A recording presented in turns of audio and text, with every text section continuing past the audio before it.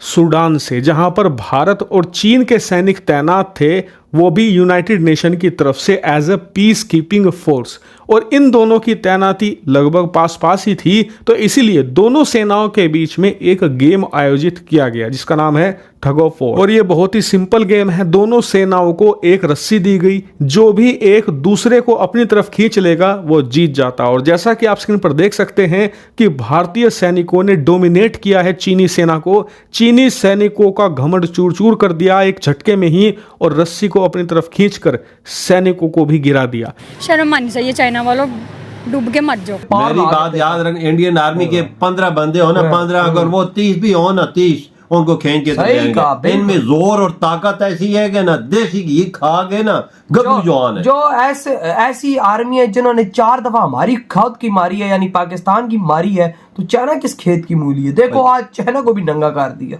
उन्होंने। बस ये गरीब मुल्कों को एक अपनी इनकम का जरिए समझा हुआ है।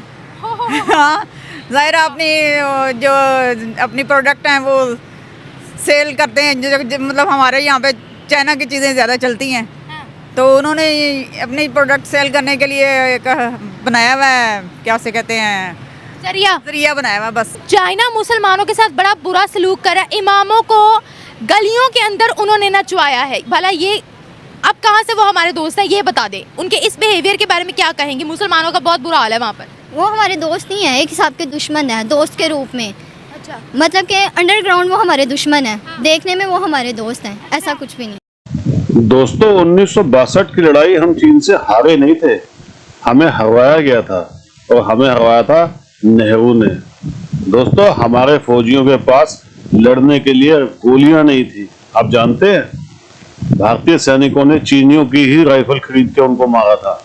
अब आप एक बात बताइए, आज भारतीय जो फौजी हैं उनके पास बुलेट प्रूफ जैकेट भी है, मॉडर्न अम्युनिशन भी है, सब कुछ है। उस जमाने में बेचारे के पास कुछ नहीं था, जुराबें फटी हुई थी, एक कमीज थी और इतनी जबरदस्त ठंड थी। आप सोचिए कितनी जाबाजी से हमारे भारतीय सैनिक लड़े थे, और फिर भी इनके दांत खट्टे कर दिए थे। लेकिन फिर भी ऑर्डर यही आया था कि आप चौकी खाली कर दो। ये मजबूरी में पीछे हटे थे दोस्तों। और हमारे मेजर शैतान सिंह को कौन नहीं जानता, जिनसे आज भी चीन के टांगे कांपती है, जिन्होंने अकेले 55-56 चीनियों को मार दिया था। दोस्तों भारतीय सेना का कोई मुकाबला ही नहीं, पूरी दुनिया में नहीं है, और इस बार इन्होंने प्रूव कर दिया। आपने वीडियो देखी है, और आगे सुन लीजिए पाकिस्तानी खुद अपने मुंह से क्या कह रहे हैं भारतीय सेना की तारीफ के अंदर। दोस्तों वीडियो पसंद आए तो वीडियो को लाइक कीजिएगा, और चैनल को सब्सक्राइब जरूर कीजिएगा, और कमेंट्स भी कर दीजिएगा दोस्तों। Thank you very much. आपने ये सुना होगा कि चीन की जो सेना है, जिसे पीपल लिबरेशन आर्मी या पीएलए कहा जाता है, ये हद से ज्यादा डिसिप्लिन्ड है। यहां तक कि ये भी कहा जाता है कि चीनी कम्युनिस्ट पार्टी अपनी सेना के अनुशासन के लिए इस हद तक ऑब्सेस्ड है, ये लोग अपने सैनिकों की जो वर्दी होती है ना, उसके कॉलर पर एक नुकीला पिन लगा देते हैं, जिससे कि सैनिक गर्दन भी नीचे ढंग से ना कर पाए। जब इनकी परेड होती है तो इनके खिलाफ बहुत ज्यादा सख्ती निभाई जाती है, जिससे कि ये लोग परेड में अच्छा परफॉर्म कर पाए। यानी कि देखा जाए तो डिसिप्लिन के मामले में ये लोग कोई कसर नहीं छोड़ते। लेकिन यह बात तो है दिखावटी, असल बात होती है मैदान में। कि जब परफॉर्मेंस की बात आती है, आपको अपना सब कुछ दांव पर लगाना होता है दुश्मन के खिलाफ, तब चीनी सेना की रेपुटेशन है मैदान छोड़कर भागने की, बुरी तरीके से हारने की, युद्ध के मैदान की तरफ जाते हुए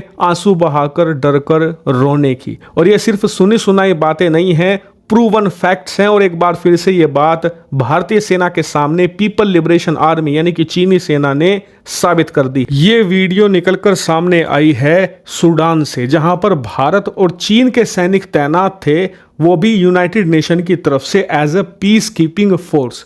और इन दोनों की तैनाती लगभग पास पास ही थी, तो इसीलिए दोनों सेनाओं के बीच में एक गेम आयोजित किया गया जिसका नाम है ठग ऑफ वॉर। और ये बहुत ही सिंपल गेम है। दोनों सेनाओं को एक रस्सी दी गई, जो भी एक दूसरे को अपनी तरफ खींच लेगा वो जीत जाता। और जैसा कि आप स्क्रीन पर देख सकते हैं कि भारतीय सैनिकों ने डोमिनेट किया है चीनी सेना को। चीनी सैनिकों का घमंड चूर चूर कर दिया एक झटके में ही, और रस्सी को अपनी तरफ खींचकर सैनिकों को भी गिरा दिया। और इसी के साथ इस गेम को भारत ने जीत लिया। और ये सिर्फ पहला गेम नहीं है, ऐसे अन्य गेम भी आयोजित किए गए जहां पर भारतीय सेना ने एब्सोल्यूट डोमिनेशन का प्रदर्शन किया, और चीनी सेना के पास कोई भी चांस नहीं था भारत को किसी भी प्रकार से चुनौती देने का। अबे भाई रस्से से कैसे उनको घसीट के आगे लेकर आए हैं और आज इंडियन आर्मी ने प्रूव कर दिया कि पुत्रो तुम जो खा लो लेकिन बाप तुम्हारे हम ही रहेंगे। और देखो इनकी 3 से 4 दफा बेइज्जत इनको किया, इनको 300 बंदों को इनको पहाड़ों से इंडिया ने फेंका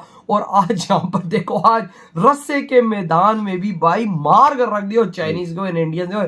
पुत्रो ये देसी घी का है भाई साहब जोर है, ये तुम्हारे डड्डुओं चमकादड़ों का जोर नहीं है।